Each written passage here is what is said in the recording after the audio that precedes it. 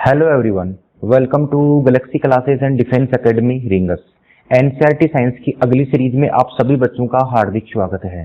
इससे पहले NCERT science के लगभग 11-12 सीरीज मैंने कंप्लीट करवा दी हैं। कोई भी सीरीज हो तुम अच्छी तरीके से जानते हो, सबसे पहले मैं थ्योरेटिकल पोर्शन लेता हूं और उससे संबंधित हाथों हाथ तुम्हें फिर ऑब्जेक्टिव टाइप क्वेश्चंस में करवा देता हूं ताकि तुम्हारी कॉन्सेप्ट बिल्कुल जड़ से क्लियर हो जाए। अभी जो अपने टॉपिक चल रहे थे ना, वो टॉपिक चल रहा था केमिस्ट्री का परमाणु। मेन टॉपिक अपन परमाणु को लेकर चर्चा कर रहे थे। तो परमाणु से संबंधित अपन ने एक लेक्चर पहले भी बनाया था। उससे पहले वाले लेक्चर में अपन ने परमाणु के बेसिक इंफॉर्मेशन के बारे में सीखा था। उसके बाद में अपन ने किस प्रकार से इलेक्ट्रॉन बना, किस प्रकार से प्रोटॉन बना, किस प्रकार से न्यूट्रॉन बना। अर्थात इससे पहले वाले लेक्चर में अपन ने एक तो परमाणु पर विचार विमर्श किया था, प्रोटॉन, न्यूट्रॉन, इलेक्ट्रॉन, प्लस अपन ने एक पाइमेसोन कणों के बारे में भी 3-4 क्वेश्चन किए थे। क्योंकि पिछली बार के रेलवे की डी ग्रुप की भर्ती और एनटीपीसी की भर्ती में पाइमेसोन कणों के बारे में 2-3 क्वेश्चन पूछे थे, इसलिए मुझे लगा कि उसमें ले लेना चाहिए। आज की जो सीरीज है ना, उस सीरीज में एक तो मैंने लिया है पाइमेसोन कण के अलावा एक तो मैंने लिया है हिग्स बोसोन कण। ये बहुत इंपॉर्टेंट कण है, हिग्स बोसोन कण। इसके बाद में मैंने मॉडल लिए हैं। पहला मॉडल लिया है मैंने थॉमसन मॉडल, उसके बाद में मैंने लिया है रदरफोर्ड का स्वर्णपत्र प्रयोग, और उसके बाद में मैंने लिया है नील्स बोर का प्रयोग। अभी राजस्थान पुलिस की जब हमने बात की तो राजस्थान पुलिस के एग्जामिनेशन जुलाई में होने की संभावना है। कंफर्म तो मैं नहीं कर सकता, लेकिन जुलाई अगस्त के लगभग संभावना बता रहे हैं। तो तुम अपनी तैयारी को बरकरार रखना। राजस्थान पुलिस के लिए मेन रोल साइंस का तो खैर है ही अपनी जगह पर, जो भी है रोल, बाकी मेन रोल रीजनिंग, कला एवं संस्कृति और हिस्ट्री का है। और यही चारों सब्जेक्ट वास्तव में आपके पटवारी में भी आपकी हेल्प करेंगे। इसलिए लगभग 8 से 10 घंटे तुम्हें घर पे पढ़ाई करनी है। लॉकडाउन का मतलब ये है नहीं कि अपन पूर्णतया रेस्ट में आ गए, वो कोई लॉकडाउन थोड़ा ना। अपने को तो अपना लॉकडाउन थोड़ा हुआ पढ़ाई का, कोई लॉकडाउन नहीं हुआ। तुम्हारे पास बुक्स हैं, तुम्हारे पास लिखे हुए नोट्स हैं, तो उनको तुम रीड करो ताकि एग्जामिनेशन कभी भी हो तुम क्वेश्चन को बनाने में पूरी तरीके से सक्षम हो जाओ। अब आगे की जब हमने बात की तो मैं इसके आगे वाला जो भी टॉपिक लूंगा ना, कुछ बच्चों के साथ ये समस्या है कि मैं जहां से मैटर बना रहा हूं ना, देखो मैं कोई एक बुक से मैटर नहीं बनाता। मेरे मैटर का प्रमुख सोर्स है एनसीईआरटी। मैं 7th, 8th, 9th, 10th और 11th तक की किताबें लेता हूं। तो सारी किताबों को पढ़ना आपके लिए वो सिस्टम सही नहीं रहेगा, क्योंकि तुम्हें कोई आईएएस थोड़ा ही बनना है, तुम्हें तो और भी किताबें पढ़नी है, साइंस की थोड़ी किताबें पढ़नी है। तो फिर मैंने ये सोचा कि मैंने जो नोट्स बना रखे हैं एनसीईआरटी के, वो एनसीईआरटी के नोट्स मैं अगला जो टॉपिक होगा ना, जैसे मान लो मेरी 2 सप्ताह में मेरी 2 बार क्लासें होती हैं, एक बार को मंगलवार को और एक बार शुक्र को। मंगल और शुक्र को साइंस की क्लासेस शाम को 8:30 बजे से परफॉर्म करता हूं मैं। अब जो मंगलवार को जो क्लास होगी ना, तो उसमें मैं तुम्हें संडे को शाम तक तुम्हारे व्हाट्सएप पे तुम मुझे मैसेज कर देना सुनील जी सर के मोबाइल पर। तो संडे की शाम तक मैं तुम्हें आगे वाला जो भी टॉपिक में लाऊंगा ना, उससे संबंधित तुम्हें मैं एनसीईआरटी का मैटर प्रोवाइड करा दूंगा। पिछली बार भी कुछ बच्चों ने मुझे कहा था कि सर मैटर दो, लेकिन कुछ कारणों से वो हो नहीं पाया था, लेकिन अब की बार मैं तुम्हें वो दे दूंगा। तो आज अपन चर्चा करते हैं हिग्स बोसोन कण पर, थॉमसन मॉडल पर, रदरफोर्ड के स्वर्णपत्र प्रयोग और नील्स बोर के प्रयोग। सबसे पहले अपन तैयार करते हैं हिग्स बोसोन कणों को। तो शुरू करते हैं आज की क्लास। सबसे पहले तो अपन हिग्स बोसोन कणों के बारे में समझते हैं, ये होता क्या है। इन वैज्ञानिकों के सामने 2 बड़ी चुनौतियां हैं। एक तो किसको लेकर चुनौती है, द्रव्यमान को लेकर, और एक किसको लेकर चुनौती है, भार को लेकर। ध्यान से समझना कॉन्सेप्ट को, किस प्रकार से हिग्स बोसोन कण बना, वास्तव में हिग्स बोसोन कण होता क्या है। भार को लेकर सबसे पहले मैं तुम्हें बातें बता देता हूं।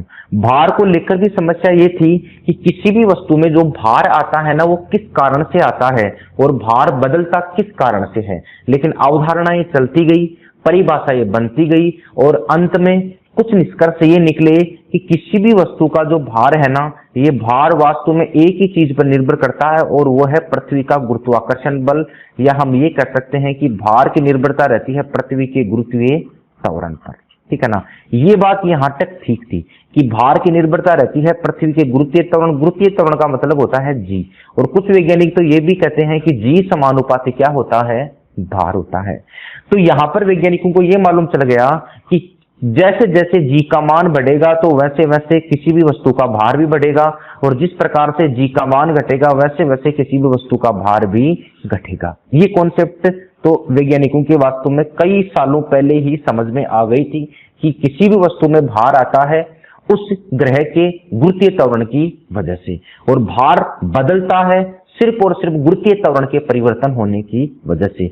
अगर मंगल ग्रह पर अगर गुरुत्वीय त्वरण कम है तो भार भी कम होगा, अगर बृहस्पति का गुरुत्वीय त्वरण ज्यादा है तो वहां पर भार भी ज्यादा होगा। गुरुत्वीय त्वरण बदलता है, पृथ्वी पर भी बदलता है, जैसे विश्वरेखा पर कम होता है, तुम जानते हो ध्रुव पर ये चपटी होने की वजह से ज्यादा होता है। लेकिन विज्ञान चाहे कितना भी डेवलप हो गया हो, लेकिन अभी तक विज्ञान कहां तक नहीं पहुंच पाया है, द्रव्यमान तक नहीं पहुंच पाया है। किसी भी वस्तु में ये द्रव्यमान आता कहां से है, ये वास्तव में अभी तक समस्त देशों के सामने या समस्त वैज्ञानिकों के सामने एक प्रश्न चिन्ह बन गया है कि किसी भी वस्तु में ये द्रव्यमान आता कहां से है। तो आज की पूरी क्लास हिग्स बोसोन कण का जो पोर्शन है ना, वो केवल और केवल द्रव्यमान को लेकर ही चलेगा। तो शुरू करते हैं द्रव्यमान को लेकर जो भी चर्चाएं अपन करने जा रहे हैं। अर्थात जो अपनी जो चर्चा चल रही है ना, वो किसको लेकर चल रही है, द्रव्यमान को लेकर। इस द्रव्यमान के रिसर्च के लिए, समझते जाना तुम, इस द्रव्यमान के रिसर्च के लिए एक देश तैयार हुआ और उस देश का क्या नाम था, फ्रांस। और फ्रांस ने एक संस्थान बनाई इस द्रव्यमान के लिए, द्रव्यमान की रिसर्च के लिए, और उस संस्थान का नाम था सर्न संस्थान। एक तो ये क्वेश्चन इंपॉर्टेंट है, बहुत इंपॉर्टेंट है ये क्वेश्चन। इस संस्थान का क्या नाम है, सर्न संस्थान। कि फ्रांस की कौन सी संस्थान वर्तमान में द्रव्यमान नामक भौतिक राशि के अनुसंधान के लिए जुटी हुई है, तो ध्यान रखना उसका क्या नाम है, फ्रांस की सर्न संस्थान। कभी कभी इसकी फुल फॉर्म भी पूछता है, तो इसकी ध्यान रखना फुल फॉर्म इसके ओरिजिनल शॉर्ट फॉर्म से थोड़ी सी अलग होती है, क्योंकि फ्रांसीसी शब्द का एक एब्रिविएशन है ये, ठीक है ना। इसका मतलब होता है यूरोपियन। सर्न का मतलब ध्यान देना, क्या मतलब होता है, European organisation, European organisation for nuclear, European organisation for nuclear research, ठीक है ना। ये किसकी फुल फॉर्म है, सर्न की फुल फॉर्म है। तो दो बातें तैयार हो गई कि फ्रांस की कौन सी संस्थान काम कर रही है, सर्न संस्थान। सर्न संस्थान की फुल फॉर्म क्या है, European organisation for nuclear research. CERN संस्थान की स्थापना लगभग फ्रांस ने की थी 1958 में, ठीक है ना। ये ध्यान रख लेना, इंपॉर्टेंट है। बाकी कोई आज तक इसकी संस्थान की स्थापना को लेकर कोई क्वेश्चन नहीं है, लगभग 58 के लगभग इसकी स्थापना बताई जाती है। अब सर्न संस्थान ने इस द्रव्यमान के रिसर्च के लिए पृथ्वी के अंदर, ध्यान देना यहां पर, पृथ्वी के अंदर सर्न संस्थान ने इस द्रव्यमान के रिसर्च के लिए पृथ्वी के अंदर 27 किलोमीटर की एक सुरंग खोदी। 27 किलोमीटर की एक क्या खोदी, सुरंग खोदी। और ये जो सुरंग है ना, ये कहां पर स्थित है, ये भी क्वेश्चन आया हुआ है। तो ये सुरंग स्थित है फ्रांस और स्विट्जरलैंड, फ्रांस और स्विट्जरलैंड की सीमा पर। ऐसे क्वेश्चन उठा हुआ है कि फ्रांस की सर्न संस्थान जो रिसर्च कर रही है वो सुरंग कहां पर स्थित है, तो ध्यान रखना है कहां पर स्थित है, फ्रांस और स्विट्जरलैंड की सीमा पर। कितने किलोमीटर है ये, 27 किलोमीटर है। पृथ्वी के अंदर ये रिसर्च हुआ, और पृथ्वी के अंदर ये रिसर्च हुआ तो फिर ये तो इन्होंने क्या किया, इन्होंने इस सर्न संस्थान के अंतर्गत इन्होंने वास्तव में प्रोटॉन की, इस प्रकार से देखो ये सुरंग है, मैं तुम्हें थोड़ा सा आइडिया दे देता हूं इसके बारे में। इस प्रकार से इन्होंने बना रखी है, और इसमें क्या होता है, इस प्रकार से प्रोटॉन को, क्योंकि नाभिक के अंदर तो प्रोटॉन ही है, ठीक है ना। इसमें क्या होता है कि जो प्रोटॉन है ना, प्रोटॉन, इन प्रोटॉन को तेजी से घुमाया जाता है। इसमें क्या होता है, प्रोटॉन को तेजी से घुमाया जाता है, ठीक है ना, तेजी से घुमाया जाता है। और प्रोटॉन की तेजी से घुमाने की जो स्पीड है वो लगभग वैज्ञानिक बताते हैं कि 16,000 किलोमीटर प्रति सेकेंड, ये वास्तव में प्रोटॉन को घुमाने की स्पीड है। अब इसमें प्रोटॉन को तेजी से घुमाया जाता है, और प्रोटॉन की जो पहली टक्कर है, इस डेट को तुम ध्यान रखना, प्रोटॉन की जो पहली टक्कर है ना, ये प्रोटॉन की पहली टक्कर बहुत इंपॉर्टेंट डेट है। वो प्रोटॉन की पहली टक्कर इन्होंने कराई थी 10 अगस्त 2008 में। पहली टक्कर हुई थी 2008 में। प्रोटॉन की पहली टक्कर से इन्हें ये मालूम चला कि प्रोटॉन में द्रव्यमान कहां से आता है, तो प्रोटॉन बिखरकर जिन कणों की ओर भागा ना, उन्हीं कणों को इन वैज्ञानिकों ने नाम दे दिया हिग्स बोसोन कण। इन्हीं वैज्ञानिकों ने इसे क्या नाम दे दिया, हिग्स बोसोन कण। अर्थात हिग्स बोसोन कण प्रत्येक पदार्थ को क्या प्रदान करता है, द्रव्यमान प्रदान करता है। अर्थात द्रव्यमान के लिए वर्तमान में यह माना जाता है कि अगर कोई कण जिम्मेदार है तो केवल और केवल कौन जिम्मेदार है, हिग्स बोसोन कण। जबकि भार के लिए कौन जिम्मेदार था, पृथ्वी का गुरुत्वीय त्वरण या किसी भी ग्रह या उपग्रह का गुरुत्वीय त्वरण। ये बातें तुम्हें ध्यान रखनी है। अब ये जो हिग्स बोसोन कण है ना, इस हिग्स बोसोन कणों से संबंधित यहां पर कई वैज्ञानिक हैं। एक तो ये पूछा जाता है कि हिग्स बोसोन कणों से संबंधित सर्वप्रथम किस वैज्ञानिक ने सिद्धांत दिया था। तो सर्वप्रथम सिद्धांत देने वाले वैज्ञानिक का नाम था सत्येंद्रनाथ बोस। ये भारतीय वैज्ञानिक था, इसलिए इंपॉर्टेंट है। इसी के नाम से बोसोन कण इसका नाम पहले पड़ा था। तो सर्वप्रथम सिद्धांत किसने दिया था, सत्येंद्रनाथ बोस ने। दूसरा एग्जामिनर पूछा जाता है कि हिग्स बोसोन कणों की खोज का श्रेय, ध्यान रखना सिद्धांत और खोज अलग अलग होते हैं। खोज का श्रेय जाता है दो वैज्ञानिक को, जिसमें एक वैज्ञानिक का नाम है पीटर हिग्स। एक वैज्ञानिक का क्या नाम है, पीटर हिग्स, और एक अमेरिकन और वैज्ञानिक का जिसका नाम है एंगलर्ट। ये दोनों वैज्ञानिक इंपॉर्टेंट हैं। खोज का श्रेय किसे जाता है, पीटर हिग्स और एंगलर्ट को। सर्वप्रथम सिद्धांत किसने दिया था, सत्येंद्रनाथ बोस ने।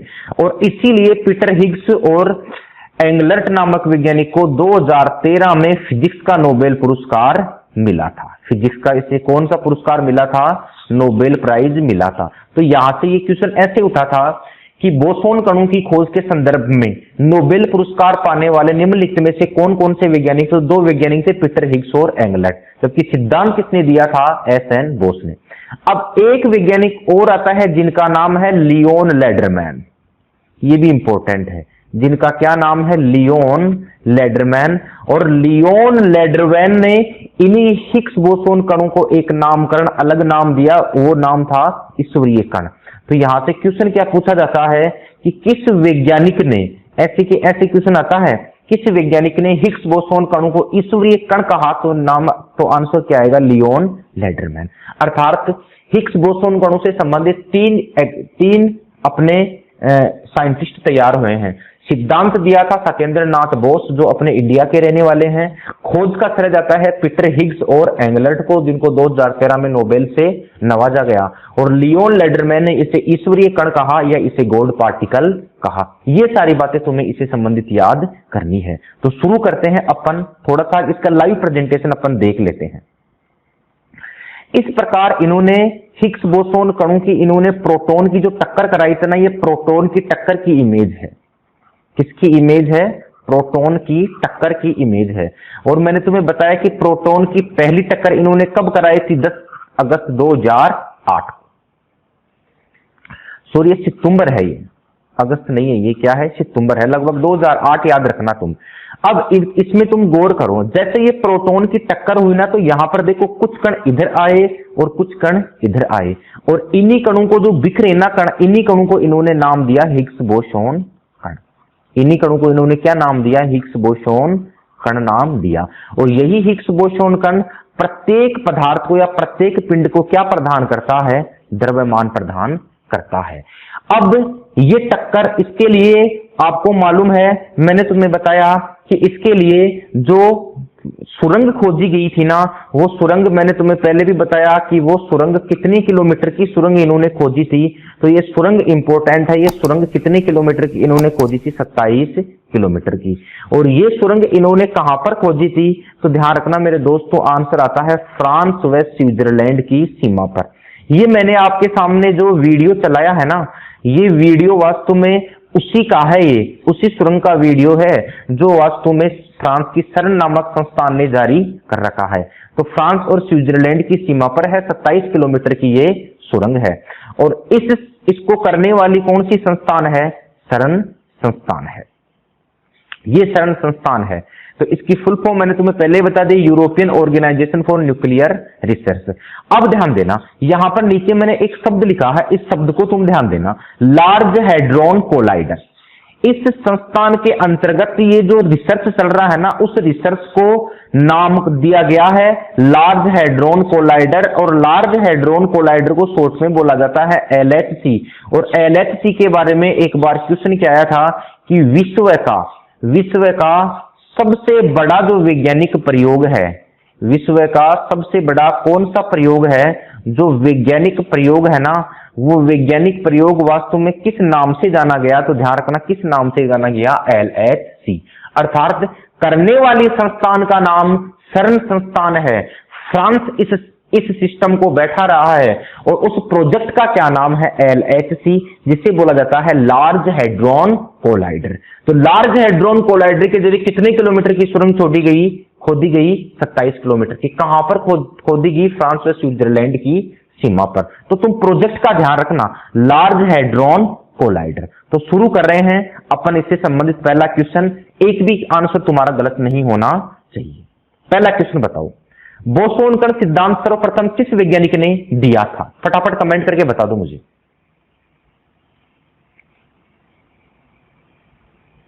शाबाश, सिद्धांत की बात की है इसने। तो सिद्धांत सर्वप्रथम किसने दिया था? सत्येंद्रनाथ बोस ने। और सत्येंद्रनाथ बोस को अपन ने क्या कह दिया? SN बोस। SN बोस या सत्येंद्रनाथ बोस से संबंधित तुम्हारा एग्जामिनर दो ही दुख व्यक्त करता है। एक तो तुम्हें, आपने अगर केमिस्ट्री ध्यान से पढ़ी होगी ना, तो आपको मालूम है कि पदार्थ की 5 अवस्थाएं होती हैं।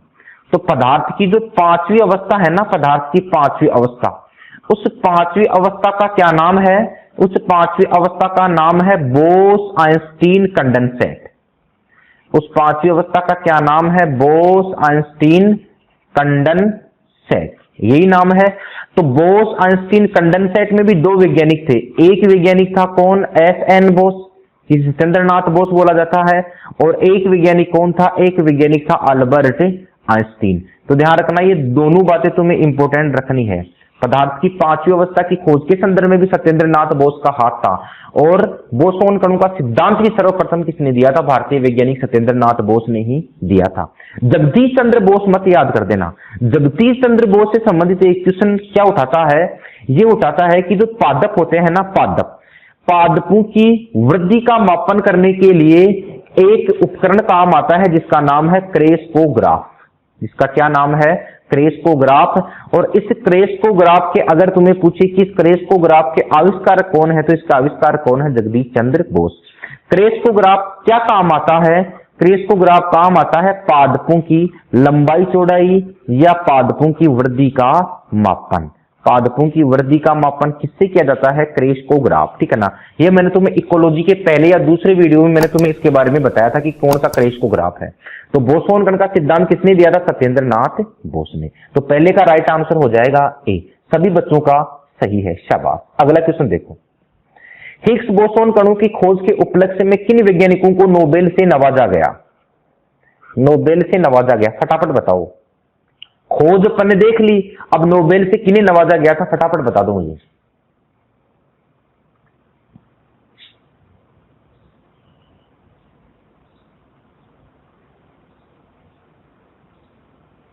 वेरी गुड, सही दिया है करीब करीब बच्चों ने।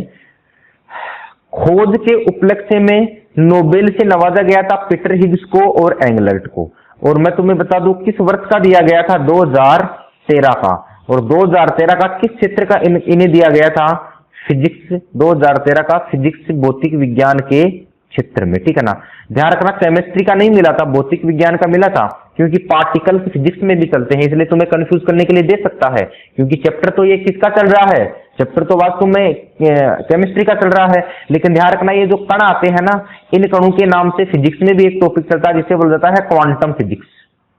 आजकल ये टॉपिक भी काफी हाईलाइट हो रहा है, क्वांटम फिजिक्स। तो इसका ध्यान रखना तुम। अगला देखो, हिग्स बोसोन कणों को ईश्वरीय कण कहने वाले वैज्ञानिक थे। फटाफट कमेंट कर दो। 3 ही वैज्ञानिक मैंने तुम्हें बताया, एक सिद्धांत देने वाला, एक खोज या नोबेल पाने वाले, और एक ईश्वरीय कण कहने वाला। तो ईश्वरीय कण कहने वाला कौन था? लियोन लेडरमैन। और पीटर हिग्स और एंगलैंड में तो इन्होंने क्या की थी? इनकी खोज की थी और इन्हीं को 2013 में फिजिक्स का क्या मिला था, नोबेल पुरस्कार मिला था। तो तीसरे का राइट आंसर हो जाएगा सी। हिग्स बोसोन कणों की खोज के लिए विश्व का सबसे बड़ा वैज्ञानिक प्रयोग किस नाम से जाना गया? फटाफट कमेंट करो, ये क्वेश्चन आया हुआ है, फटाफट कमेंट करो।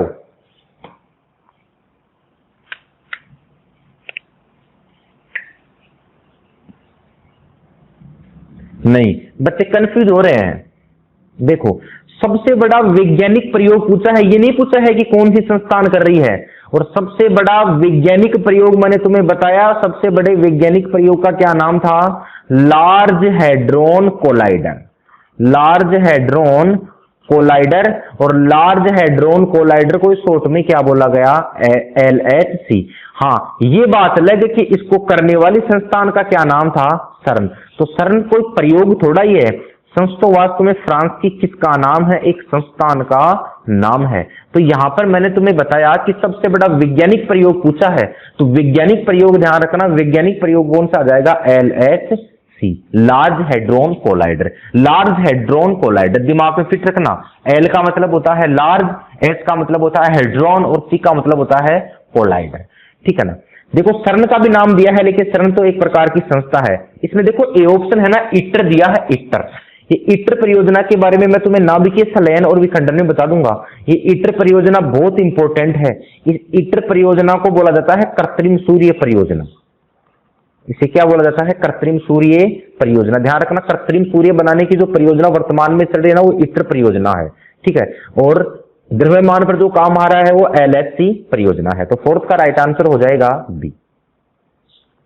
विश्व का सबसे बड़ा वैज्ञानिक प्रयोग LHC। LHC का मतलब शॉर्ट फॉर्म अपन इसे क्या बोल सकते हैं, LHC, या इसे क्या बोल सकते हैं, लार्ज हैड्रॉन कोलाइडर के अंतर्गत फ्रांस की कौन सी संस्थान काम कर रही है, फटाफट कमेंट करके बता दो।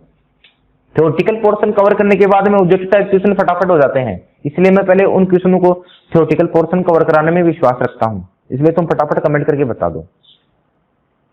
फ्रांस की कौन सी संस्थान काम कर रही है, शाबाश, सभी बच्चों ने सही दिया है। कौन सी संस्थान, सर्न। तो सर्न की एक बार मैं तुम्हें और फुल फॉर्म लिख देता हूं, क्योंकि कंफ्यूजन करने वाली है। इसमें ई का मतलब होता है यूरोपियन,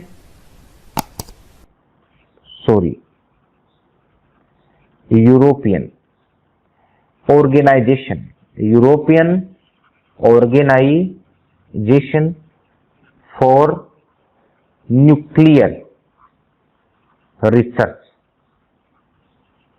ये ध्यान रख लेना। हिग्स बोसोन कण ब्रह्मांड में प्रत्येक कण को क्या प्रदान करते हैं, ये क्वेश्चन रेलवे में आया हुआ है, ठीक है ना, पिछली बार रेलवे का क्वेश्चन है, फटाफट कमेंट करके बता दो। प्रत्येक कण को अवस्था प्रदान करता है, गति प्रदान करता है, द्रव्यमान प्रदान करता है, या भार प्रदान करता है। वेरी गुड, सभी बच्चों ने सही दिया है। प्रत्येक कण को, शाबाश मेरे बच्चों, क्या प्रदान करता है, द्रव्यमान प्रदान करता है। और भार, अगर तुम्हें पूछे कि भार कौन प्रदान करता है या भार की निर्भरता किस पर है, तो ध्यान रखना, भार की निर्भरता केवल और केवल किस पर है, उस पिंड के गुरुत्वीय त्वरण पर, जिसे अपन बोलते हैं जी। अगला क्वेश्चन देखो, LHC के अंतर्गत प्रोटॉन की पहली टक्कर कब की गई, फटाफट कमेंट करो। वर्ष ध्यान रखना, तुम डेट अगर पूरी भी याद नहीं है तो कम से कम वर्ष ध्यान रखना, फटाफट कमेंट। अभी सभी बच्चों का आया नहीं है।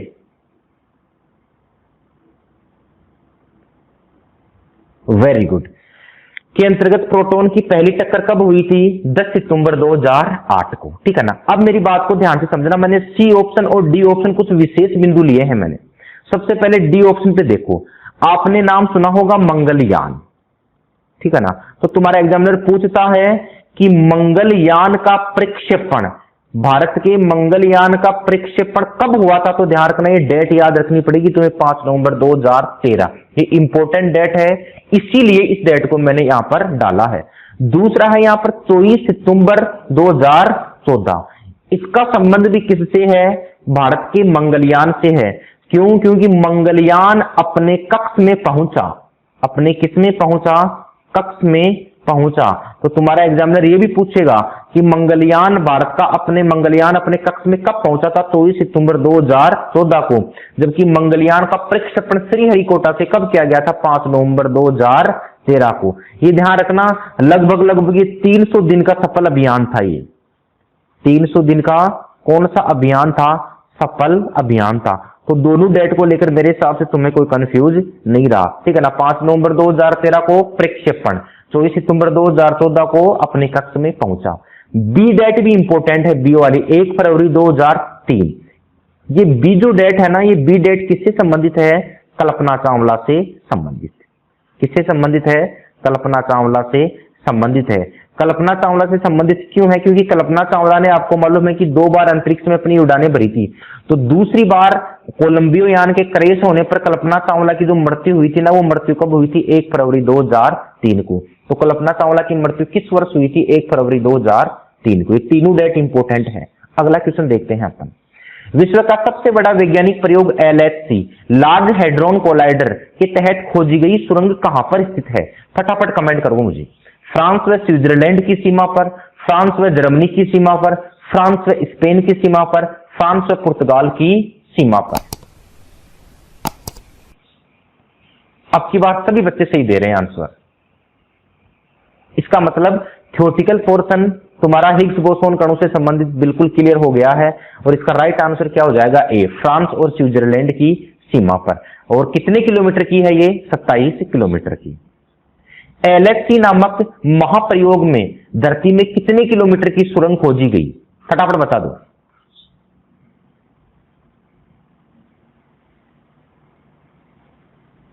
शाबाश, कितने किलोमीटर की सुरंग खोजी गई थी, 27 किलोमीटर की सुरंग खोजी गई थी। कितने किलोमीटर की, 27 किलोमीटर की। अब मेरा तुम्हारा सभी बच्चों से निवेदन है कि LHC की फुल फॉर्म मुझे एक बार कमेंट बॉक्स में लिखकर बताओ। LHC की फुल फॉर्म फटाफट लिखो, वीडियो को तुम पीछे नहीं लगाओगे, फटाफट लिखो, तभी मानूंगा कि बच्चों ने सही दिया है। फटाफट करो, LHC की फुल फॉर्म। अभी किसी बच्चे की नहीं आई है, मोबाइल से बोल के कर सकते हो तुम, स्पेलिंग गलत चलेगी। एक ही बच्चे की सही नहीं है अभी। अरे एल का मतलब क्या है, लार्ज। एस का मतलब क्या है, हेड्रॉन। और सी का मतलब क्या है, कोलाइडर। Large hadron collider. तो ये जो सारी बातें है ना, ये सारी बातें मैंने तुम्हें किस कण से संबंधित बता दी, हिग्स बोसोन कण से संबंधित बता दी। हिग्स बोसोन कणों से संबंधित अपनी यही 9-10 अपने क्वेश्चन थे। अब अपन शुरू करते हैं अगला मॉडल, और उस अगले मॉडल को क्या बोला जाता है, थॉमसन मॉडल। ध्यान देना इधर, ये जो थॉमसन मॉडल है ना, ये थॉमसन मॉडल तुम्हें मालूम है किससे संबंधित मॉडल दिया गया था, परमाणु से संबंधित मॉडल दिया गया था। थॉमसन मॉडल किस वैज्ञानिक ने दिया था, तो थॉमसन मॉडल दिया था जे थॉमसन ने। किसने दिया था, जे थॉमसन ने। जे थॉमसन ने परमाणु की संरचना बताई कि परमाणु की जो संरचना है ना, ये परमाणु की संरचना किसकी तरह है, तरबूज की तरह है। परमाणु की संरचना किसकी तरह है, तरबूज की तरह है। कैसे है, बोला कि तरबूज के भी 2 भाग होते हैं प्रमुख थे। तरबूज का एक तो भाग होता है तरबूज का लाल भाग, और लाल भाग के अंदर धसे रहते हैं तरबूज के काले बीज। ये बातें कौन बता रहा है, थॉमसन, अपने थॉमसन मॉडल में। तरबूज का जो लाल भाग है ना, ये लाल भाग दर्शाता है प्लस को। प्लस का मतलब होता है यहां पर धनावेश। लाल भाग किसको दर्शाता है, धनावेश। और यहां पर ये जो लाल भाग के अंदर जो काले बीज है ना, ये दर्शाते हैं किसको, माइनस को। माइनस का मतलब हो गया यहां पर, मतलब क्या हो गया, ऋणावेश। अर्थात थॉमसन साहब ये समझाना चाहते हैं कि परमाणु की संरचना तरबूज की तरह है। जिस प्रकार से तरबूज में लाल भाग होता है, उसी प्रकार परमाणु के अंदर धनावेशित कण होते हैं।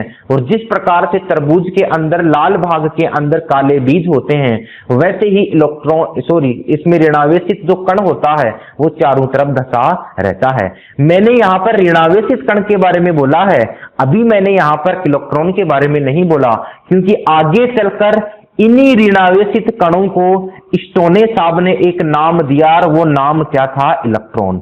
और तभी से ये कहानी शुरू हुई कि इलेक्ट्रॉन का नामकरण करने वाले थे स्टोन ने, जबकि इलेक्ट्रॉन की खोज करने वाले वैज्ञानिक थे थॉमसन। ये मैंने तुम्हें पहले वाले वीडियो में बता दिया था, ठीक है ना, कि थॉमसन साहब ने इलेक्ट्रॉन की खोज की थी और नामकरण दिया गया था 19वीं शताब्दी में। किसने दिया था? स्टोन ने दिया था। तो ये सारी बातें है ना, ये सारी बातें बताने वाला कौन है? थॉमसन। अब ये तो थॉमसन साहब थे ना, ये वास्तव में एक ब्रिटिश भौतिक शास्त्री थे। इन्होंने थॉमसन मॉडल के कई नाम से जाना जाता है। इसे बोला जाता है तरबूज मॉडल, ठीक है ना, इसे बोला जाता है Christmas cake model. Christmas cake model क्यों बोला जाता है? जिस प्रकार क्रिसमस केक के अंदर चारों तरफ मेवे धसे रहते हैं ना, तो उन मेवों को इन्होंने बोला ऋणावेशित कण और बाकी इन्होंने बोला धनावेशित कण। तो बात वो की है। एक ये भी इंपॉर्टेंट है, इन्हीं को बोला जाता है रेजिन मॉडल। क्या बोला जाता है? रेजिन। यहां पर देखो, रेजिन का मतलब भी वास्तव में लैटिन भाषा में किसमिस ही होता है। रेजिन का मतलब क्या होता है? किसमिस।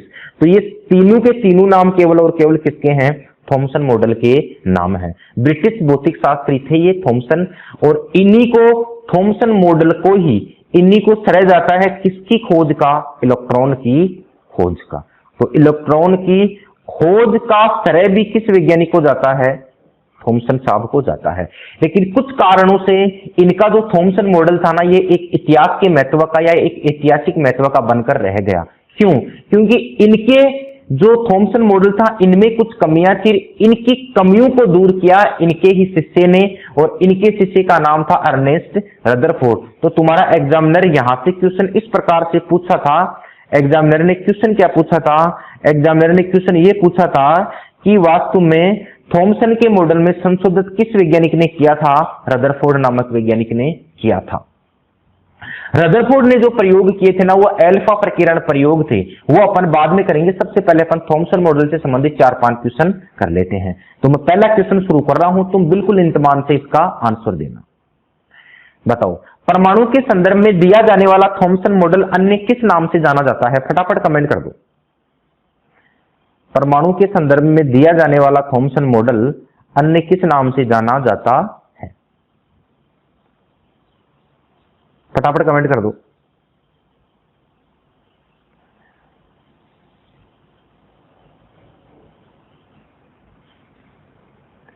किस नाम से जाना जाता है? तरबूज मॉडल भी कहते हैं, क्रिसमस केक मॉडल भी कहते हैं, रेजिन मॉडल भी कहते हैं। तो इसका राइट आंसर क्या हो जाएगा? डी। तीनों नाम ध्यान रखना, तीनों नाम का संबंध केवल और केवल किस वैज्ञानिक से है? जे थॉमसन से।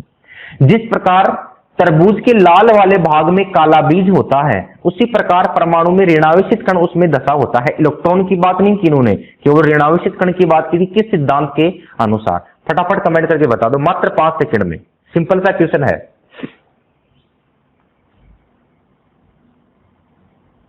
Thompson model, Rutherford model, Bohr model है, सॉरी ये बोहर मॉडल और प्लैंक मॉडल। वेरी गुड, सभी बच्चों ने सही दिया है, थॉमसन मॉडल, ठीक है ना।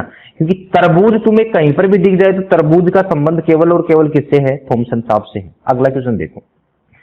किसी परमाणु में धनावेशित कणों की संख्या ऋणावेशित कणों की संख्या के समान होती है, अतः परमाणु उदासीन होता है, किस सिद्धांत के अनुसार? फटाफट कमेंट करके बता दो। Thomson model, Rutherford model, Bohr model, Planck model.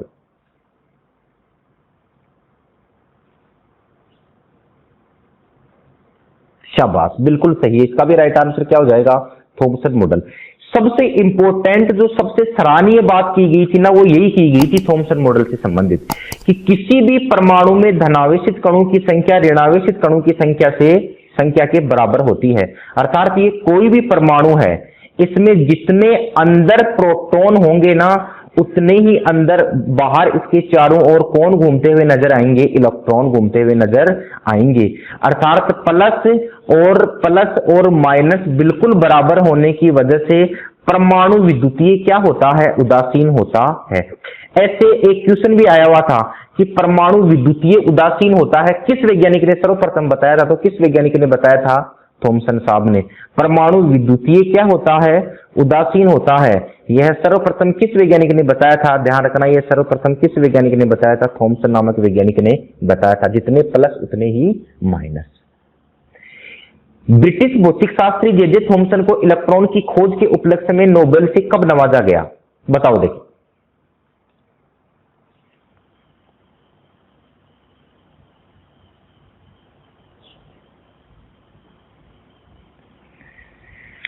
British भौतिक शास्त्री जे थॉमसन को इलेक्ट्रॉन की खोज के संदर्भ में इनको नोबेल से नवाजा गया था 1906 में। कब नवाजा गया था? 1906 में।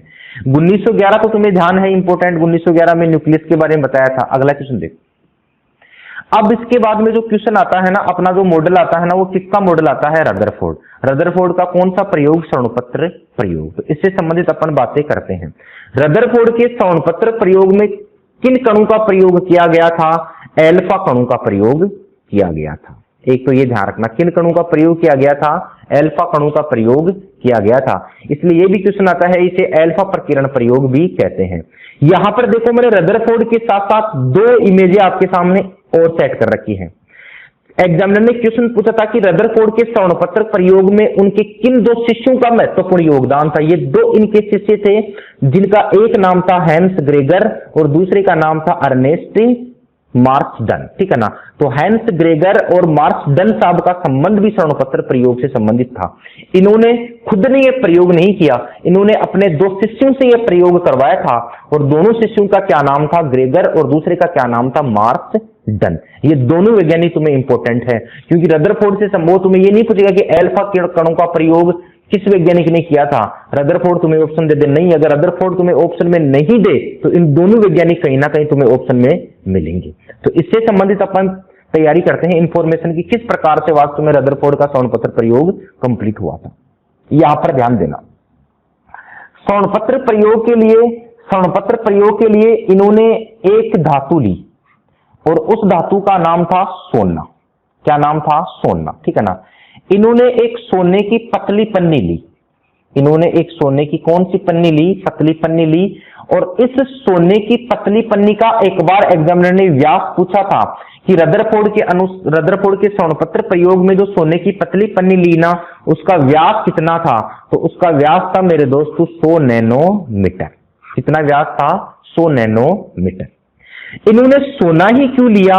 क्योंकि सोने के अंदर एक गुण पाया जाता है और उस गुण का नाम है सर्वाधिक आघात वर्धिता। सर्वाधिक आघात वर्धिता का जो गुण पाया जाता है ना, किसमें पाया जाता है? सोने में पाया जाता है।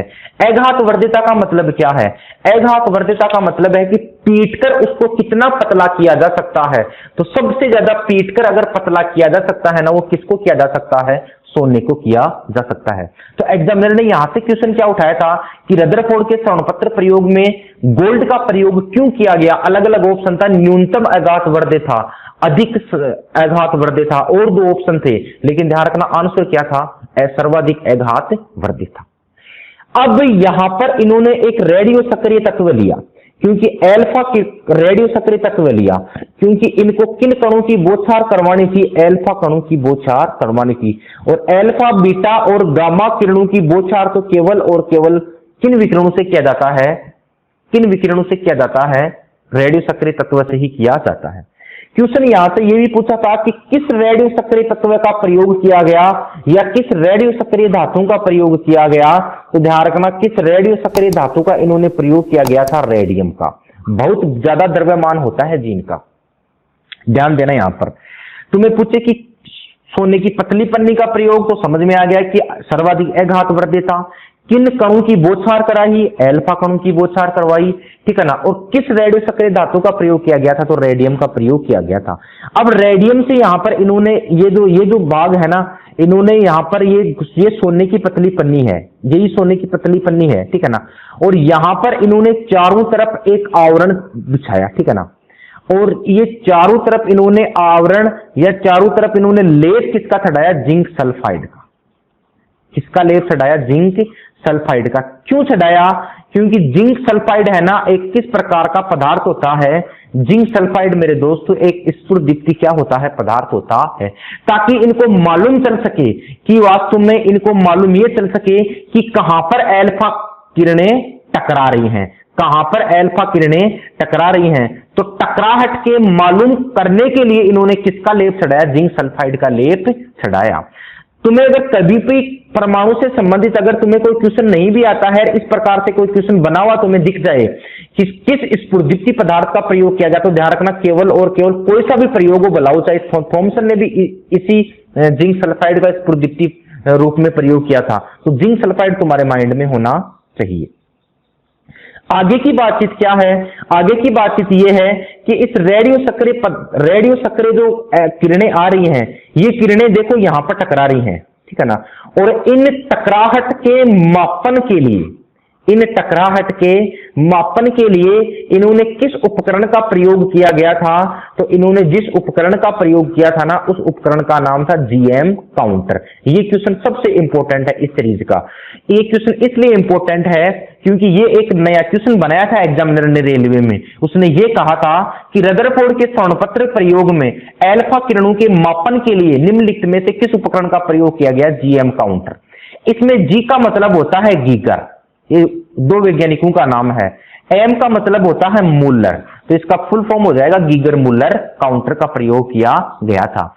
अगर तुम्हारा एग्जामिनर सीधा भी ये पूछ लेता है कि रेडियो सक्रियता का मापन किससे किया जाता है, तब भी मेरे दोस्तों क्या आता है? जीएम काउंटर ही आता है। तो छोटी छोटी सी बातें अपन और तैयार कर लेते हैं इससे संबंधित। सबसे पहला क्वेश्चन तो यहां पर देखो, किस धातु का प्रयोग किया गया था? रेडियम धातु का। और रेडियम धातु से किन कणों की बौछार करवाई गई? तो आंसर क्या आता है? अल्फा कणों की बौछार करवाई गई। किन कणों की बौछार करवाई थी? अल्फा कणों की बौछार करवाई थी। यहां पर ये जो गोल्ड फॉइल है, गोल्ड फॉइल का मतलब यहां पर क्या हो गया? सोने की पतली पन्नी। तो सोने की जो पतली पन्नी इन्होंने ली थी ना, उसका व्यास यहां पर दे रखा है, कितना है? 100 नैनोमीटर। तो दो तीन चीजें तो अपने को ये याद रखनी है। अगला बिंदु ध्यान देना यहां पर। अगला बिंदु रदरफोर्ड साहब ने ये कहा कि जैसे ही यहां से ये, जैसे मान लो रेडियम है, ठीक है ना, जैसे ही यहां से किरणें जा रही हैं, तो कुछ किरणें सीधी टकराकर इस तरफ मुड़ गई, कुछ किरणें इस तरफ मुड़ गई, और कुछ किरणें ने 90 डिग्री का कोण बनाया और कुछ किरणों ने 180 डिग्री का कोण बनाया। 90 डिग्री का कोण बनाने वाली जो किरण थी ना, 90 डिग्री का कोण बनाने वाली किरणों के बारे में यह कहा कि 90 डिग्री का कोण बनाया केवल और केवल 8000 में एक, अर्थात 8000 में एक अल्फा किरणों ने कितने डिग्री का कोण बनाया? 90 डिग्री का कोण बनाया। तो ये तो नहीं पूछा कि कितने डिग्री का कोण कितने में बनाया था, क्वेश्चन ये पूछा था कि रदरफोर्ड के स्वर्णपत्र प्रयोग में 90 डिग्री के कोण का प्रतिशत कितना रहा? तो इसका लगभग 8000 में एक था। तो इसका टोटल प्रतिशत एनसीईआरटी ने बता रखा है, इसका टोटल प्रतिशत कितना बता रखा है? 0.0125%, ये बता रखा है। तो 90 डिग्री का कोण 8000 में से एक, और अगर प्रतिशत पूछे तो 0.0125। कुछ किरणों ने 180 डिग्री का कोण बनाया, और 180 डिग्री का कोण बनाने वालों की संख्या बताई जाती है 20,000 में एक, अर्थात 20,000 में एक कितनी डिग्री का कोण बनाती है? 180 डिग्री का कोण बनाती है। और इनकी भी प्रतिशत मात्रा पूछी थी, तो ध्यान रखना इनकी प्रतिशत मात्रा कितनी आ जाएगी? 0.05%। ये तो था 180 डिग्री। और अगर तुम्हें पूछे 90 डिग्री, तो मैं तुम्हें एक चीज और बता देता हूं। 90 डिग्री का मतलब 8000 में एक, 8000 में एक। और अगर प्रतिशत पूछे कितना प्रतिशत, तो ध्यान रखना 0.0125%। ये सारी बातें तुम्हें रदरफोर्ड साहब के स्वर्णपत्र प्रयोग से संबंधित तुम्हें याद रखनी ही पड़ेगी। तो चलते हैं अपन क्वेश्चन एंड आंसर पर। पहला क्वेश्चन देखो, रदरफोर्ड जो मूलतः न्यूजीलैंड के निवासी हैं, जो मूलतः न्यूजीलैंड के निवासी हैं, उन्होंने अपना नाभिकीय अनुसंधान कार्य किस देश में किया? बताओ देखिए। नाभिकीय अनुसंधान, खुद तो कहां के रहने वाले थे? ये न्यूजीलैंड के रहने वाले थे, लेकिन उन्होंने अपना नाभिकीय अनुसंधान कार्य कहां पर किया था? ब्रिटेन में किया था। स्वर्णपत्र प्रयोग जो हुआ था ना, वो कहां पर हुआ था? ब्रिटेन में ही हुआ था। तो 15 का राइट आंसर हो जाएगा डी। नाभिक के धनावेशित होने की खोज किसने की? बताओ देखिए। शाबाश, किसने की थी? रदरफोर्ड साहब ने ही की थी। और रदरफोर्ड साहब ने नाभिक के धनावेश होने की खोज किस प्रयोग में की थी? स्वर्णपत्र प्रयोग। और स्वर्णपत्र प्रयोग अगर नहीं आए तो हम इसे क्या बोल सकते हैं? अल्फा कण प्रयोग, अल्फा कणों का प्रयोग। ये ध्यान रखना। ये नाभिक के धनावेश होने का संबंध यहां पर क्या है, थोड़ा सा मैं तुम्हें समझा देता हूं। ऐसे समझो इसको। इन्होंने देखो, इन्होंने यहां पर ली, इन्होंने अल्फा कणों की बौछार करवाई, और एल्फा कण तुम्हें मालूम है कि खुद क्या होते हैं, धनावेशित होते हैं, अर्थात एल्फा कणों पर कौन सा आवेश पाया जाता है, धनावेश। इन्होंने जब बौछार करवाई ना, तो बौछार करवाई तो कुछ कण सीधे निकल गए इस प्रकार से, कुछ कण इस प्रकार से निकल गए और एक कण वापस लौट कर आया, ठीक है ना। जहां से कण ये वापस लौट कर आया ना, इसका मतलब इसी के अंदर भी वास्तव में कौन सा आवेश है, धनावेश ही है, क्योंकि आपको मालूम है कि समान आवेशों के बीच में प्रतिकर्षण का गुण पाया जाता है। अगर यहां पर ऋणावेश होता, तब ये वापस लौटकर नहीं आता, ऋणावेश होता तो वास्तव में असमान आवेशों के बीच में तो आकर्षण का गुण पाया जाता है। तो रदरफोर्ड साथ से संबंधित जो भी प्रयोग किया गया था ना, उसका सबसे महत्वपूर्ण जो उन्होंने बात बताई थी ना, वो बताई थी कि नाभिक एक धनावेशित कण है, क्योंकि एल्फा जो कण है, एल्फा कण भी अपने आप में क्या है, धनावेशित है और समान आवेशों के बीच में प्रतिकर्षण का गुण पाया जाता है, अर्थात एक दूसरे से दूर भागेंगे, और असमान आवेशों के बीच में आकर्षण का गुण पाया जाता है। अर्थात हम ये कह सकते हैं कि जैसे मान लो ये एल्फा कण है, ये एल्फा पार्टिकल है और यहां पर ये नाभिक है। जैसे ही एल्फा पार्टिकल यहां पर आया तो एल्फा का मतलब धनावेश आ रहा है और इसका मतलब यहां पर क्या है, नाभिक है, यहां पर खुद भी धनावेश है, तभी तो ये लौट कर आया। अगर यहां पर ऋण आवेशित होता, तब तो लौट कर वापस नहीं आता। तो रदरफोर्ड साहब से संबंधित सबसे महत्वपूर्ण बात इन्होंने यही बताई थी कि नाभिक की खोज के संदर्भ में धनावेशित के बारे में किस वैज्ञानिक ने बताया था, रदरफोर्ड साहब ने बताया था, ठीक है ना। तभी से इनको नाभिकीय विज्ञान के जनक भी माने जाते हैं। निम्न में से किस एक का संबंध रदरफोर्ड नामक महान वैज्ञानिक से नहीं है, फटाफट कमेंट कर दो। किसका संबंध रदरफोर्ड नामक महान वैज्ञानिक से नहीं है? शाबाश, सभी बच्चों का सही है। एल्फा कणों का है, प्रयोग किए गए थे, नाभिक की खोज इन्होंने की, नाभिक के बारे में इन्होंने बताया और सोने का प्रयोग किया था, लेकिन गामा कणों का संबंध कहीं पर भी रदरफोर्ड साहब से नहीं है। तो इसका राइट आंसर क्या हो जाएगा, डी। रदरफोर्ड के एल्फा प्रकीर्णन प्रयोग में निम्न में से किनका अन्य योगदान था? देखो, मैंने मेल के जरिए तुम्हें समझाना चाहा है, गलत मत उत्तर दे देना। एल्फा प्रकीर्णन प्रयोग में निम्न में से किनका अन्य योगदान था? शाबाश, नीचे देखकर बता दो। एक तो गिरगर और एक कौन सा, मार्स्टन। तो इसका राइट आंसर क्या हो जाएगा, सी हो जाएगा, गिरगर व मार्स्टन। ये दोनों तुम्हें याद रखने हैं। अगला क्वेश्चन देखो, निम्न में से कौन सा कथन रदरफोर्ड के स्वर्ण प्रयोग के दृष्टिकोण से सही नहीं है? ये थोड़ा सा कॉन्सेप्चुअल क्वेश्चन मैंने लिया है। पहला है, इनमें एल्फा कणों का प्रयोग किया गया, इसमें धातु के रूप में सोना का प्रयोग किया गया। इसमें सोना धातु इसलिए लिया क्योंकि इसमें न्यूनतम आघात वर्ध्यता का गुण पाया जाता है। इसमें इस प्रयोग में ZnS जिंक सल्फाइड का पर्दा रखा गया था। फटाफट कमेंट करके बता दो।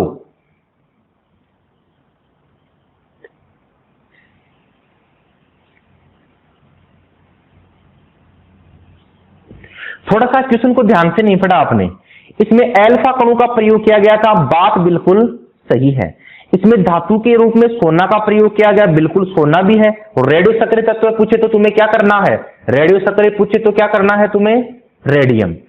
इसमें सोना धातु इसलिए लिया गया क्योंकि उसमें न्यूनतम आघात वर्ध्यता होती है। नहीं, सोना धातु लिया गया क्योंकि न्यूनतम आघात वर्ध्यता नहीं होती, इनमें तो वास्तव में सर्वाधिक आघात वर्ध्यता का गुण पाया जाता है। तो यहां पर अपने को आंसर मिल गया। इसका राइट आंसर क्या हो जाएगा, सी इसका राइट आंसर हो जाएगा।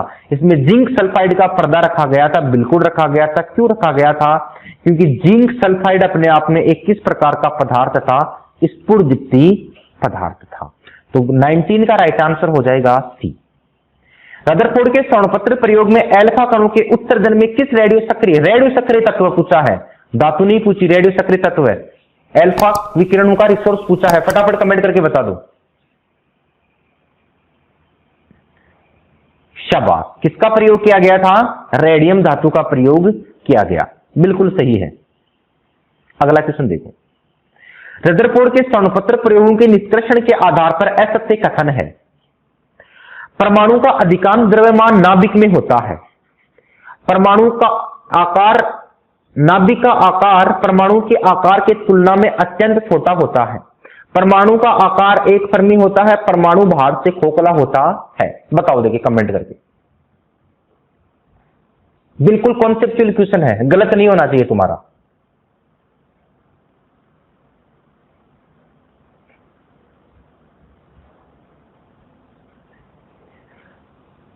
कुछ बच्चों ने सही दिया है, देख लेते हैं। परमाणु का अधिकांश द्रव्यमान नाभिक में होता है, बिल्कुल रदरफोर्ड साहब ने बताया है। और यह भी बताया कि कितना प्रतिशत द्रव्यमान नाभिक में होता है, 99% द्रव्यमान परमाणु का नाभिक में होता है। परमाणु का आकार, नाभिक का आकार परमाणु के आकार की तुलना में अत्यंत छोटा होता है, बिल्कुल सही बात है। परमाणु का आकार 1 फर्मी होता है। 1 फर्मी परमाणु का आकार नहीं होता, परमाणु का आकार तो होता है 1 एंगस्ट्रोम। अर्थात हम ये कह सकते हैं कि 1 एंगस्ट्रोम तो किसका आकार होता है, परमाणु का आकार। और यहां पर 1 फर्मी की जब हमने बात की तो 1 फर्मी को परमाणु का आकार थोड़ा ही होता है। 1 फर्मी तो मेरे दोस्तों किसका आकार होता है, नाभिक का आकार होता है। तो अपने को आंसर मिल गया सी, क्योंकि परमाणु का आकार 1 फर्मी नहीं होता, नाभिक का आकार 1 फर्मी होता है।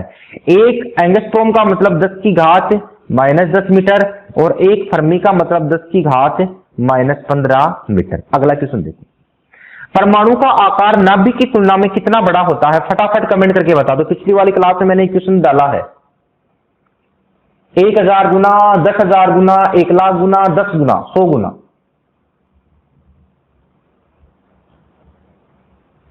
वेरी गुड, सभी बच्चों ने सही दिया है। एक तो किसका आकार पूछा है, परमाणु का आकार, और एक किसका आकार पूछा है, नाभिक का आकार कितना बड़ा है। तो परमाणु का आकार कितना है, 10 की घात -10 मीटर। नाभिक का आकार कितना है, 10 की घात -15 मीटर। ये तो बात सही है। तो यहां पर कितना बड़ा है, इससे 10 की घात -5 बड़ा है। 10 की घात -5 बड़ा है तो इसके मैं लगा सकता हूं कि कितने लाख गुना बड़ा है, 1,00,000 गुना बड़ा है। इसने ये नहीं दिया, इसने सीधा दिया है कि कितने लाख गुना बड़ा है, 1,00,000 गुना बड़ा है। तो 22 का राइट आंसर हो जाएगा सी। रदरफोर्ड के प्रकीर्णन परीक्षण में किसकी मौजूदगी को सिद्ध किया,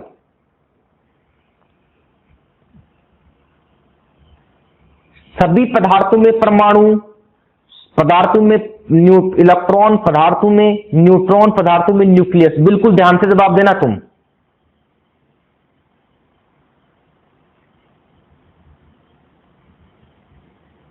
कुछ बच्चों का सही है। रदरफोर्ड के स्वर्णपत्र प्रयोग में इसी का तो मालूम चला था कि परमाणु में न्यूक्लियस होता है। न्यूक्लियस का मतलब क्या होता है, नाभिक। तभी से तो माना जाता है कि नाभिक की खोज का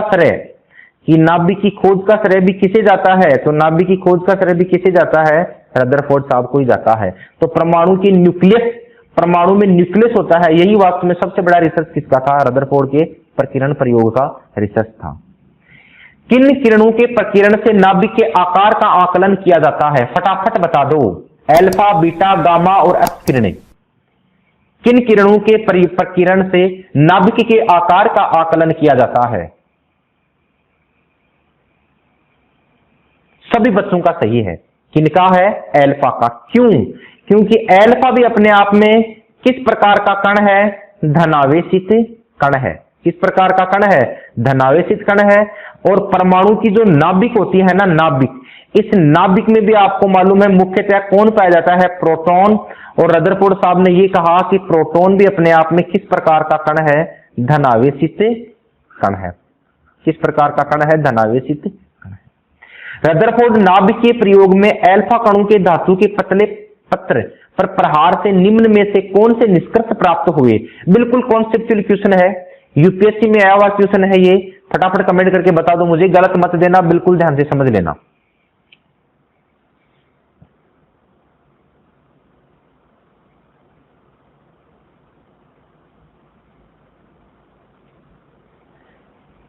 नहीं, कमी बच्चों का सही है। अल्फा कणों के धातुओं के पतले प्रहार पर निम्न में से कौन से निष्कर्ष प्राप्त हुए। अधिकांश अल्फा कण धातु पत्र से बाहर पार चले गए, सभी अल्फा कण धातु पत्र से पार चले गए, सभी अल्फा कण अपने मार्ग से विचलित हुए, सभी अल्फा कण अपनी मूल स्थिति में आ गए।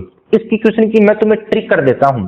चाहे थोड़ा बहुत ही रेशियो हो गया हो, लेकिन 100% का रेशियो किधर भी नहीं रहा। और 100% का अर्थ ही केवल सभी होता है। तो सभी वाले तो तीनों ही देखा जाए तो अपने ऑप्शन में कट जाएगा, तो अपने को आंसर मिल गया अधिकांश अल्फा कण धातु पत्र से पार हुए। बात समझ में आई कि नहीं आई? चाहे 20,000 में से एक कण ही वापस लौट कर आया होगा, लेकिन वास्तव में कुछ तो बात धातु तक लौट कर आए ही थे। तो अपन इसे ये नहीं कर सकते कि सभी धातु पत्र से बाहर चले गए, अधिकांश चले गए, सभी का संबंध यहां पर नहीं आएगा। तो 25 का राइट आंसर हो जाएगा ए। बड़ा अच्छा क्वेश्चन लिया है यूपीएससी ने ये। नाभिकीय भौतिकी के जनक निम्न में से किस वैज्ञानिक को माना गया? फटाफट कमेंट कर दो मुझे, बिल्कुल उत्तर गलत नहीं होना चाहिए। नाभिकीय भौतिकी के जनक निम्न में से किस वैज्ञानिक को माना गया? शाबाश भाई, जिन्होंने नाभिक की खोज की थी उन्हीं को माना जाएगा। तो नाभिक की खोज किसने की थी? रदरफोर्ड ने। तो इनको नाभिकीय भौतिकी के जनक माना जाता है। ये क्वेश्चन घुमा फिरा कर पूछा गया था एक बार। रदरफोर्ड के नाभिकीय सिद्धांत में किस वैज्ञानिक द्वारा संशोधन किया गया? फटाफट कमेंट करो। इससे पिछली क्लास में क्वेश्चन आया था, आज दोबारा रिपीट हो रहा है। मात्र 2 सेकंड का क्वेश्चन है।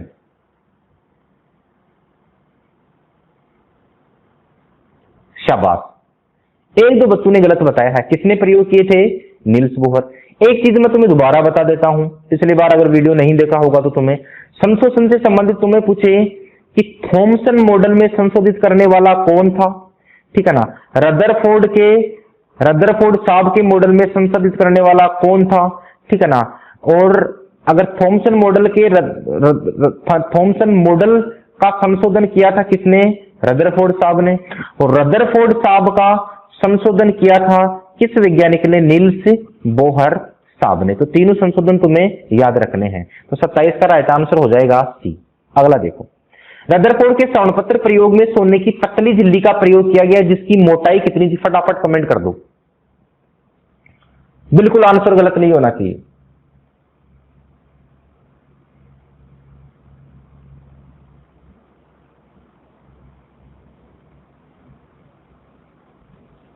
शाबाश, सभी बच्चों का सही है। श्रवणपत्र प्रयोग में नहीं, कुछ बच्चे गलत दे रहे हैं, 2 बच्चों ने गलत दिया। श्रवणपत्र प्रयोग में सोने की पतली पन्नी का प्रयोग किया गया, जिसकी मोटाई कितनी थी? 100 नैनोमीटर। मैंने तुम्हें बताया ना अभी। रेडियो सक्रियता का अध्ययन नहीं है, सॉरी, रेडियो सक्रियता का मापन किससे किया जाता है? इंपॉर्टेंट क्वेश्चन है ये, रेडियो एक्टिविटी में भी क्वेश्चन पूछा जाता है। रेडियो सक्रियता का मापन किससे किया जाता है? फटाफट कमेंट कर दो। वेंचुरीमीटर से, जीएम काउंटर से, स्ट्रोबोस्कोप से, स्टेथोस्कोप से? फटाफट कमेंट करो।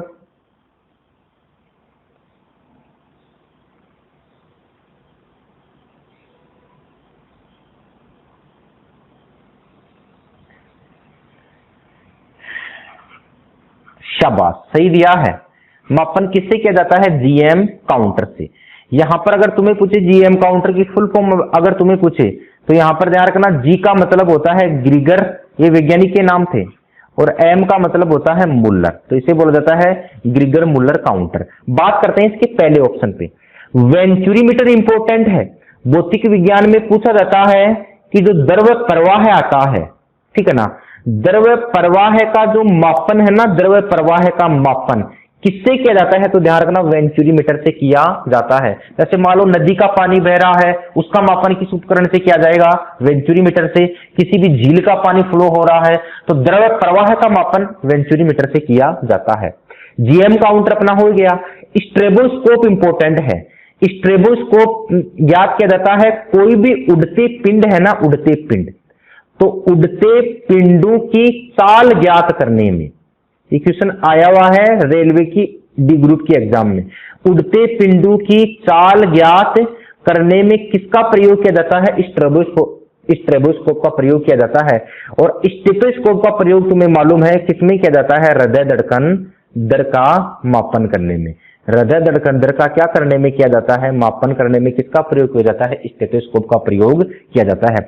सी ऑप्शन बहुत इंपॉर्टेंट है। उड़ते पिंड का मतलब, जैसे मान लो ये है, इस मार्कर को मैं ऊपर से गिराऊंगा तो नीचे आने में थोड़ा सा वक्त लगेगा, तो ऊपर से नीचे आने में अगर मुझे इसकी चाल ज्ञात करनी है ना, तो इसमें मुझे स्ट्रोबोस्कोप लगाना होगा, ताकि मुझे मालूम चल जाएगा कि चाल कहां कहां पर बदली है और चाल ज्यादा कहां रही है, चाल कम कहां पर रही है। तो यही जो उड़ता पिंड है ना, उसकी चाल ज्ञात करने में स्ट्रोबोस्कोप का प्रयोग होता है। हृदय धड़कन का मापन करने में स्टेथोस्कोप का प्रयोग होता है। कभी कभी तुम्हारे एग्जाम में क्वेश्चन पूछता है कि हृदय धड़कन का नियंत्रण किससे किया जाता है, तो वो पहला ऑप्शन देता है स्टेथोस्कोप। नहीं, अगर नियंत्रण का पूछे ना तो नियंत्रण तो किया जाता है, किससे किया जाता है, पेसमेकर से। ये ध्यान रखना, वो कंफ्यूज करने के लिए डालता है। अगला क्वेश्चन देखो, परमाणु की कक्षाओं के बारे में सर्वप्रथम किस सिद्धांत में समझाया गया था? फटाफट कमेंट कर दो।